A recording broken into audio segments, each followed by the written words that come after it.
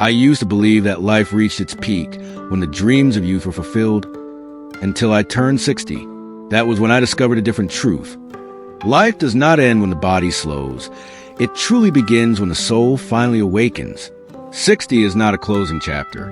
It is a moment when the noise fades, when mirrors reveal more than faces, and when every heartbeat carries the weight of all the lives we have already lived. It is the age where victories mean less, and peace means everything, where laughter echoes differently because it remembers the tears that came before. This is not a story about aging. This is a journey through what time teaches, about love that survives distance, regrets that turn into wisdom, friendships that become ghosts, and the silent courage it takes to forgive ourselves.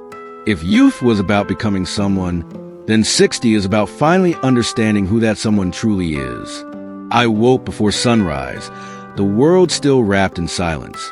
At 60 years old, mornings began to feel different, no longer a rush toward tasks, but an invitation to breathe. I sat by the window with a cup of warm tea, watching the sky change from pale gray to amber. It was in these still moments that I realized how much life had slowed down, not out of weakness, but out of wisdom.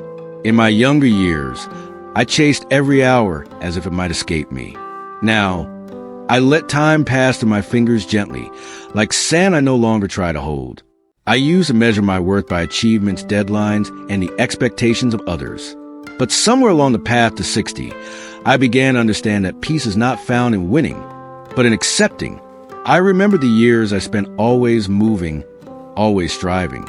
I believed success demanded sacrifice, and so I traded laughter for responsibility, silence for noise, dreams for duties. Yet here I was, decades later, discovering that the quietest mornings carry the deepest truths. I learned that a simple sunrise can heal more than applause ever could. There is a certain solitude that comes with age, not loneliness, but a calm distance from unnecessary noise. People no longer ask who I want to become. They ask how I am living. And I, with a soft smile, finally know how to answer. I am not chasing life anymore. I am walking with it. I thought about the faces that once filled my days, friends who drifted away, some taken by time, some by choice. At 60, you begin to see life as a collection of arrivals and departures. Yet, you also learn to cherish those who remain, even if few. Loyalty becomes more valuable than popularity. Warmth becomes more meaningful than excitement. That morning, I did not hurry. I listened to the echo of my breathing, steady and slow, like a promise I had made to myself, to live the rest of my life without rushing, without proving, without pleading. I had spent decades seeking approval from the world. Now, I sought harmony with my own heart. I did not know what awaited me in the years ahead, but I knew one thing with certainty. Entering my 60s was not an ending. It was a different beginning, not of ambition, but of understanding, not of journeys outward, but inward. And as the sun finally rose, flooding the room with gentle light, I whispered to myself a truth I had never spoken before. I am still here, and I am finally learning how to live. There was a time when my phone rang often, when weekends were filled with invitations, and my laughter echoed among familiar voices. But after 60, I began to understand a quiet truth. Life slowly takes back the people it once gave us, not always through death, but through distance, silence, and changing roads. I remember the first time I noticed it. A birthday passed, and a friend I had known for 30 years forgot to call. I told myself it was nothing. Another year came, and this time, I was the one who forgot. That was when I knew. Aging is not only about losing strength. It is about losing witnesses to our story. Some departures were gentle. Friends who moved to new cities, chasing new beginnings. Promises to stay in touch faded into polite messages once a year. Others were abrupt, torn by arguments that no longer made sense after time washed them pale. But the hardest departures were those that left no goodbye at all, just silence, empty chairs, and unspoken words. I kept a small box in my drawer, filled with old photographs, smiles frozen in time, sunlight on faces that no longer exist in my present. At 60, I began opening that box less often, not because I forgot, but because I no longer needed to prove those years were real. Grief had softened. Memories had become companions, not wounds. There was an afternoon when I sat in a quiet cafe, waiting for someone who would never come. Not because they had forgotten, but because their journey had ended. I stirred my tea slowly, listening to murmurs around me, and felt neither anger nor sorrow, only gratitude, to have known someone long enough to miss them. People often speak of leaving legacies, building empires, making their names last. But I learned something different. At 60, legacy is not found in monuments, but in moments, in how gently we spoke, in how honestly we cared, in how loudly we laughed with those we loved while they were still here. I no longer blame time for taking people away. Time does not steal. It simply moves.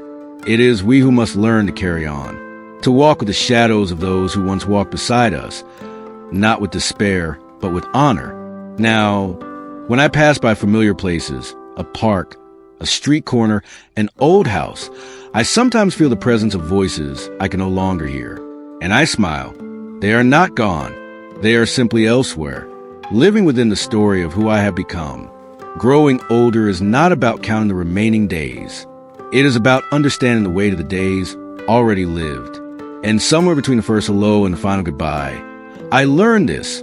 Some friendships do not end. They simply turn into echoes that follow us gently for as long as we breathe. There are mistakes I made in my younger years that I once believed time would erase. But after turning 60, I learned that certain regrets do not vanish. They soften, they fade, but they never truly leave. They remain like distant bells, sometimes silent, sometimes ringing gently when the night grows quiet. I remember the dreams I abandoned, promising I would return to them someday. I never did. Life, with all its responsibilities, pulled me into different directions. I told myself there would be time. Time to learn the piano. Time to write the book hidden in my heart. Time to say the words I held back. But one morning I woke up and realized that someday is not a date on the calendar. It is a door that quietly closes when you are not looking. The greatest regrets are not the things I failed at. They are the things I never tried. The apologies I never spoke. The forgiveness I waited too long to give. The affection I kept silent, believing people already knew. I once thought strength meant holding emotions tightly. Now I know strength is the courage to let them be seen. There was a person I once loved deeply, though I never said the words aloud. I assumed they would understand. Years passed. Silence widened. Then it was too late. Life had carried us to different shores. Even now, the memory returns like a tide. Not painful, but haunting. A reminder that pride has a cruel way of turning feelings into ghosts. I have heard people say, regrets are useless. But I disagree. Regrets have their purpose. They are teachers. They show us where we refuse to grow. They reveal the softer truths about who we once were, afraid, uncertain, unfinished. At 60, I no longer hide from them. I listen. I once thought aging would bring clarity. Instead, it brought acceptance. Acceptance that the past cannot be rewritten, only understood. I stopped asking, what if, and learned to ask, what now? I cannot return to the roads I avoided, but I can walk the ones still open. I may never play the piano in grand halls, but I can still place my hands on the keys and let a single note linger in the air. There are regrets I carry, yes, but I carry them differently now. Not as burdens, but as lanterns. They light the path I have yet to walk, reminding me to speak before silence deepens, to try before fear hardens, to love before time moves on. For I have come to realize our greatest sorrow is not that life is brief, but that we often wait too long to begin living it. There was a time when I believed my body would always obey me. I moved without hesitation, climbed stairs two at a time, carried weight without thought. Pain was temporary, sleep was simple, and waking up was never a question. But somewhere along the path to 60, my body stopped shouting and began whispering, soft warnings, gentle pauses, unfamiliar aches. The first time I felt it, I dismissed it. A dull strain in my knees, a lingering fatigue that rest would not quite erase. I laughed it off, insisting I was merely tired. But the whispers grew, quiet reminders that strength is not endless. I had spent decades demanding from my body without gratitude. Now it asked me to listen. I stood before the mirror one morning, looking at the lines etched across my face. Not sudden, but quietly carved by years I had lived without noticing their passage. Each line a memory. The sleepless nights, the storm survived, the silent endurance. I did not feel sorrow, only recognition. This was not a loss. It was a map. At 60, you begin to notice the fragility of things once taken for granted, the steadiness of your hands, the clarity of your eyes, the rhythm of your breath. Yet with that fragility comes an unexpected tenderness. I no longer push myself to prove resilience.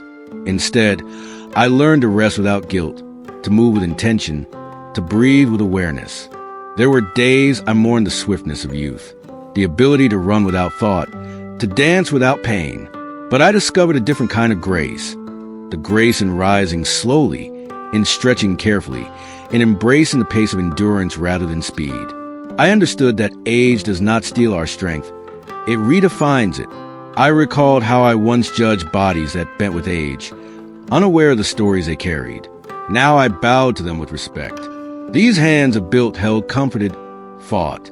These shoulders have borne unseen burdens. This heart has beaten through joy and grief without failing. What right do I have to resent the marks left by survival? There's a strange peace in accepting that I am no longer invincible. I am durable. There is wisdom in choosing which battles to fight. I no longer fight fatigue. I rest. I no longer fight pain. I understand it. I no longer fight time. I walk with it. And in that surrender, I found something I never had in youth. Reverence for the body that carried me through every chapter, even when I offered it nothing but urgency. At 60, I finally whispered back, "Thank you for keeping me here." There was a period in my life when my home was never quiet. Footsteps ran down hallways, doors opened and closed with urgency, laughter tangled with arguments, and every room felt alive. But after 60, the silence began to stretch across the walls like a new kind of wallpaper. Soft, unspoken, heavy. Children grow. They chase their own lives, just as I once chased mine. They call when they can, visit when time allows, and love me in the spaces between their responsibilities. The house they grew up in has become a memory, not a destination. I knew this day would come, yet nothing prepared me for the moment. I realized the echoes were gone. I walked past rooms that once held toys, midnight whispers, tears after heartbreaks. Rooms that witness secrets only a parent understands. Now, they are neatly arranged, untouched, patient in their stillness. I tell myself this is a sign of success, that those I raise have found their wings. But even pride cannot always quiet the ache of distance. There was a morning when I set the table for two, then quietly removed the extra plates. Habit lingered long after company had gone. I left the radio on in the background, not for entertainment, but to hear another voice in the house. Music became my companion. Wind moving through curtains became conversation. Yet within the silence, I began to hear things I had long ignored. The weight of my own thoughts, the rhythm of my breathing, the unanswered letters I kept inside my chest. I started speaking to myself not out loud, but inwardly, asking not who I had been for others, but who I was now. It is strange how an empty room can hold so much history.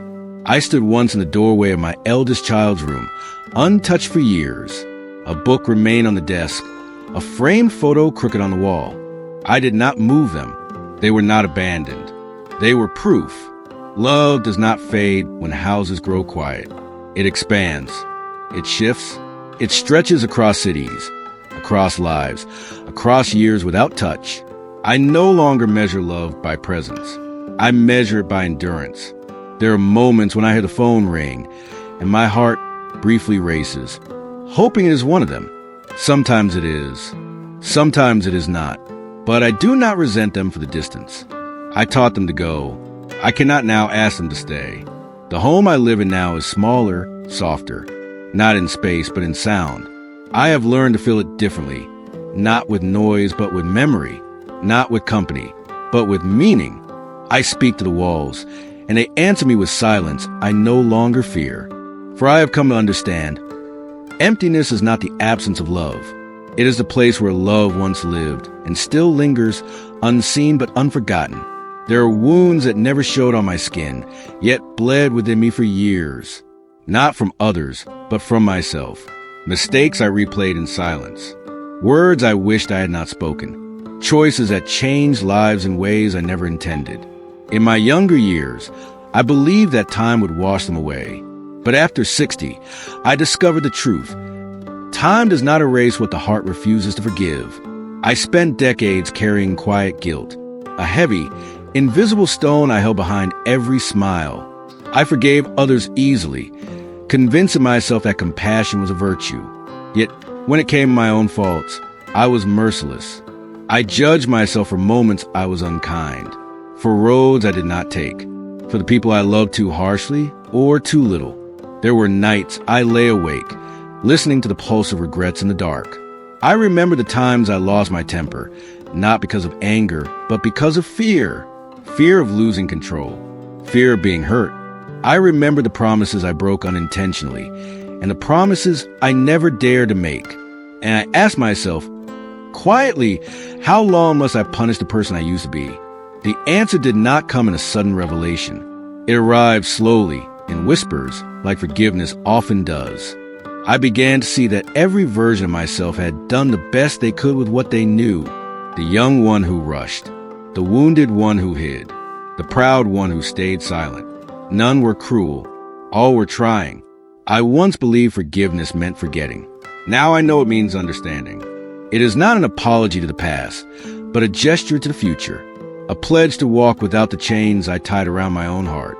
There was a morning not long ago when I stood before the mirror. My reflection did not surprise me, lined, aged, softened by time, but my gaze lingered longer than usual. And for the first time, I did not look for flaws. I looked for endurance, for proof that I had survived every version of myself. I whispered, quietly, a sentence I denied for years. I forgive you, not for being perfect, but for being human. Since then, the nights have grown lighter, not free of memory, but free of battle. I still carry my past, but no longer as a verdict. It is a companion, no longer a guard. And in learning to forgive myself, I began to understand something profound. Peace is not given. It is granted by the one who looks back at us from the mirror. There is a question that begins to echo louder after 60, not the question of how long life will be, but what it will still mean. The rush of ambition is gone. The competitions have faded. The duties that once drove every day have loosened their grip. And in that sudden vastness of time, I found myself wondering, what now? In younger years, purpose was loud. It came in deadlines, responsibilities, expectations. It demanded movement, achievement, completion. But in these later years, purpose whispers. It no longer shouts for attention. It waits to be noticed. I began to find in ordinary things, watering a plant and watching new leaves appear, writing thoughts I would never publish, listening to rain without needing conversation. I learned that significance does not vanish with age. It simply changes its shape. There was a time I believed that meaning must be grand, something to leave behind for the world to remember. But after 60, I learned that meaning lives in moments the world never sees. In the warmth of a cup of tea held slowly. In the softness of saying thank you, even when no one is listening. In choosing kindness, not because it changes anything, but because it should exist. I met people my age who fear becoming irrelevant. They worry about being unseen, unheard, unneeded. I understood that fear, but I also discovered something they had not yet noticed. There's freedom in being unseen. When the world no longer watches, you're finally permitted to be true, not impressive, not admired, just sincere. Perhaps that is a final offering of age, the chance to live not as a role, but as a soul. I no longer chase purpose. I invite it. I find it in the small rituals of morning light, in the silent gratitude of night, in the gentle persistence of breath. I have no audience. I have no stage. Yet I remain deeply present in the simple act of being. Meaning, I realize, is not discovered. It is created in how we choose to spend what remains, in how softly we speak to the world that once demanded our strength. in how willingly we allow ourselves to simply exist. At 60, I stopped asking what life owes me. I began asking what I owe to life. And the answer, though quiet, is endless. To witness, to feel, to continue.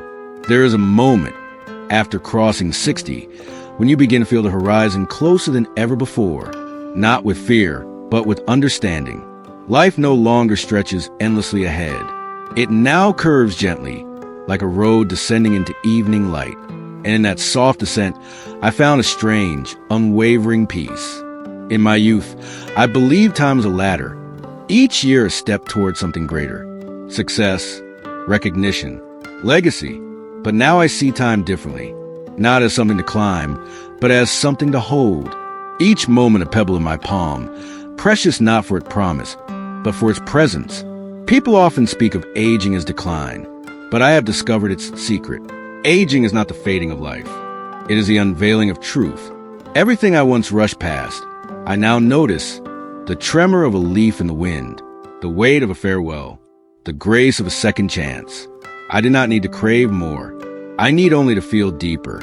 I walk slower these days, though not from weakness. I walk slow because I finally understand the value of the path. I look back, not to rewrite, but to bow in gratitude for the storms that did not drown me, for the joys that taught me wonder, for the losses that carved room for wisdom. There are names I still whisper in prayer. People who have gone ahead, leaving silence behind. I do not call them gone. I call them home. I carry them as one carries fire, carefully, reverently, knowing that love, even in absence, continues to burn. I no longer dream of forever. I dream of now, of leaving gentleness where I stand, of speaking softly when once I would have shouted, of becoming not a memory of glory, but a trace of kindness. For in the end, it is not what we built that remains. It is what we touched.